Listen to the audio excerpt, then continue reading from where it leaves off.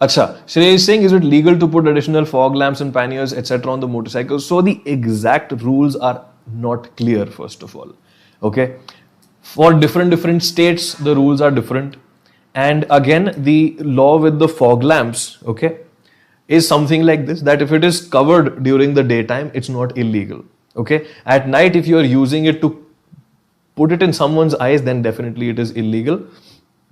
But if it is just auxiliary light that is under a certain amount of brightness, then it's not illegal.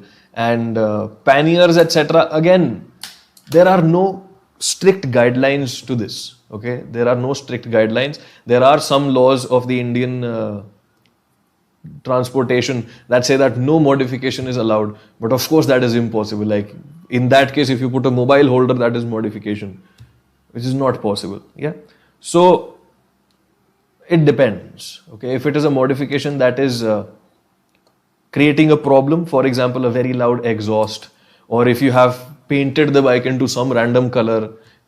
In India, painting a vehicle to some other color is actually sort of illegal.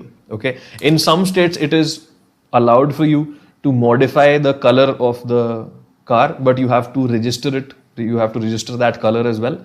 And in some states it's not allowed at all. Why is the color important? Because think, if your, let's say if your red colored car is parked in the parking and someone steals it, okay, that has happened. Okay, if someone steals it and colors it black, what police do, what these traffic police do a lot of times is they put checkpoints around the city, outside the city. There are a lot of checkpoints outside the cities specifically. Yeah. So a lot of times when there is a theft alert in the city, in the country, they will check.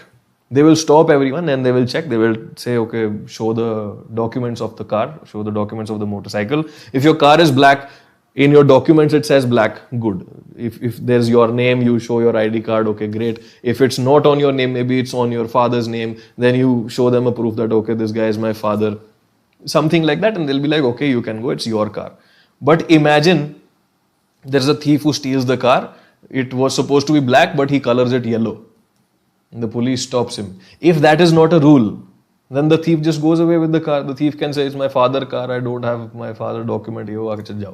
But when the color of the car is changed, and you can easily see whether the paint is original or not. Okay, people who are experienced, they can check whether the paint is original or not. And anyway, if it's a stolen car, they won't spend a lot of money on the paint. So the new paint will be okay.